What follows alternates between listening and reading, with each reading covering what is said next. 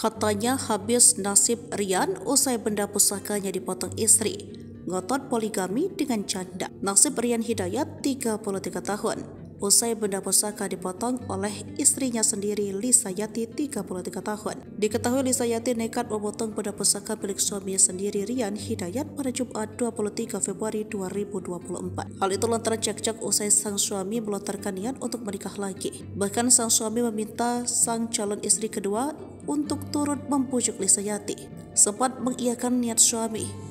Pada subuh Jumat tersebut, Lisa seolah berubah pikiran. Ia gelap mata kalau melihat bisa cutter yang tergantung di dinding warungnya. Hingga akhirnya terjadilah seperti yang diberitakan sebelumnya. Usai melakukan perbuatan tersebut, terungkap nasib Rian Hidayat sang suami. Lisa mengaku sempat melakukan pelarian di tempat persembunyiannya. Akhirnya ia memutuskan menyerahkan diri kepada polisi. Lisa mengaku dalam perjalanan menuju penyerahan diri, ia sempat melakukan video call dengan sang suami. Ia mengaku kondisi suaminya boleh sehat namun tidak mengetahui bagaimana nasib benda pusaka milik suaminya itu.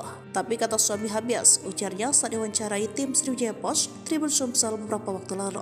Dalam cekcok sebelum kejadian, sang suami ngotot tidak ingin berpisah dari sang madunya. Diketahui sang calon istri kedua itu berstatus janda. Bahkan saat memujuk Lisa, keduanya menunjukkan bukti hasil tes PKRIS 2. Saat ini meski Lisa telah menyerahkan diri, Rian menyebut jika ia tak ingin menuntut sang istri itu. Kalaupun ada tuntutan, itu bukan dari ayah, tapi dari pihak keluarga, ujar Lisa menirukan Rian.